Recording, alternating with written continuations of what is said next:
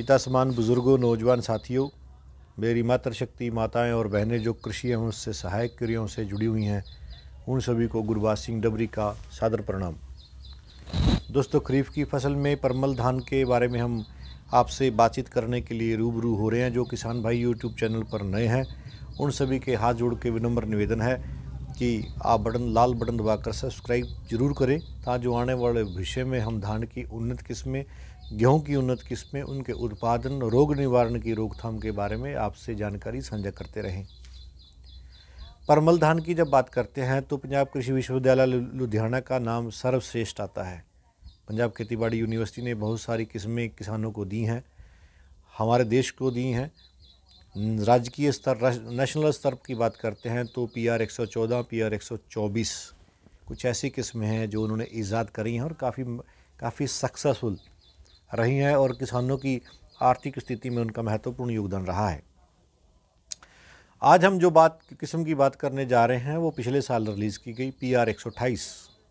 दोस्तों, मैं आपको पिछले दशक में ले जाता हूँ 2000 के दशक में। जब 2008 की बात करते हैं, पंजाब कृषि विश्वविद्यालय लुधियाना ने एक किस्म रिलीज़ करी थी PAU 201, जिसका चावल लाल था। ये वैरायटी जो सी रिलीज़ की गई थी, ये वैरायटी किसानों को बहुत अच्छा अल्टरनेटिव दिया गया था पूसा चौवाली के लिए। भी किसान, ये जो वैरायटी थी 201, ये पूसा चौवाली से 8 से 10 दिन कम लेती थी और उत्पादन उतना ही देती थी, 40 क्विंटल के आसपास। हमने 2008 से लेके 2018 तक इस वैरायटी को हमने लगाया। 10 साल हम लगातार इस वैरायटी को लगाते रहे हैं, PAU 201 को। आज भी ये किस्म किसानों के प्रचलन में है, उनकी प्रैक्टिस में है, किसान लगाते हैं। उत्पादन बहुत ज़्यादा है, राइस मिलर बहुत खुश होकर लेता है क्योंकि उसमें चौल की रिकवरी ज़्यादा है। लेकिन पंजाब खेतीबाड़ी यूनिवर्सिटी का निरंतर प्रयास रहा कि वो PAU 201 को संशोधित रूप देने का काम करें और 2019 में उन्होंने इसका संशोधित रूप देने का काम किया। किसानों की झोली में PR 128 डाली। उसी के ऊपर चर्चा कर रहे हैं आज हम विस्तृत चर्चा करेंगे। दोस्तों, इस वैरायटी की जो मुख्य विशेषताएं हैं वो इस प्रकार हैं।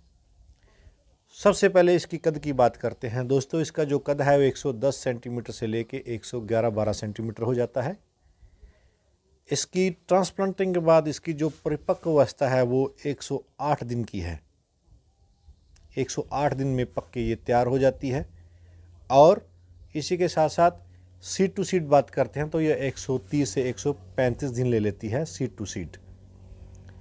इस किस्म में ये जो किस्म है, इसके उत्पादन की अगर बात करते हैं, पिछली बार क्योंकि लॉकडाउन लगा हुआ था, किसानों को बीज किसी को मिला, किसी को नहीं मिला, लेकिन परमपिता परमेश्वर की असीम कृपा के द्वारा हम करनाल से हैं, तो हमें करनाल बैठे ही हमारे को जो सीड की प्राप्ति हो गई पंजाब कृषि विश्वविद्यालय लुधियाना का।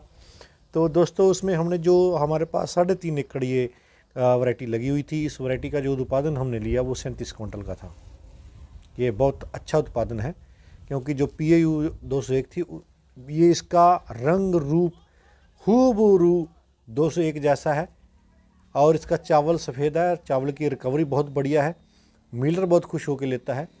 PR 114 से इसका 7-8 दिन ज़्यादा लेती है, लेकिन उत्पादन में भी आगे निकल जाती है ये वैरायटी। इसमें किसी तरह का भी बैक्टीरियल लीफ ब्लाइट, नेक ब्लास्ट, शीत ब्लाइट का प्रकोप बिल्कुल नहीं है, बिल्कुल साफ़ सुथरी रहती है। इसका जो रेजिड्यू है, जो पौधा है, वो बिल्कुल हरा रहता है और जो बालियां हैं धान की वो पककर पीली हो जाती हैं। ऐसा हमने देखा है इस वैरायटी का। बहुत अच्छी किस्म और कारगर वैरायटी ये सिद्ध होने जा रही है।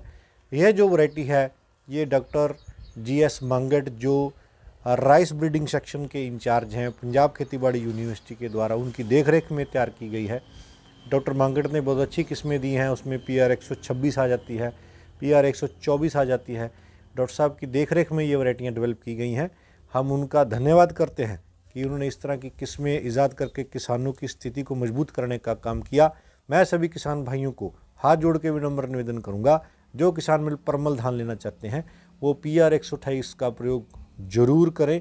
आप मई के पहले सप्ताह में इसकी बिजाई कर सकते हैं पौध की, और उसको 25 से 30 दिन की पौध जोन सी है आप अपने खेत में ट्रांसप्लांटिंग कर सकते हैं।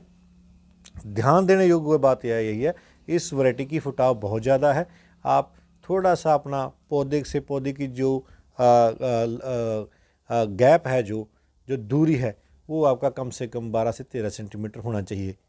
ज़्यादा घिनकी लगाने का प्रयास ना करें, क्योंकि उसमें गिरने की आशंका बनी रहती है और चिपा और तेले का प्रयोग आने की भी संभावना बनी रहती है।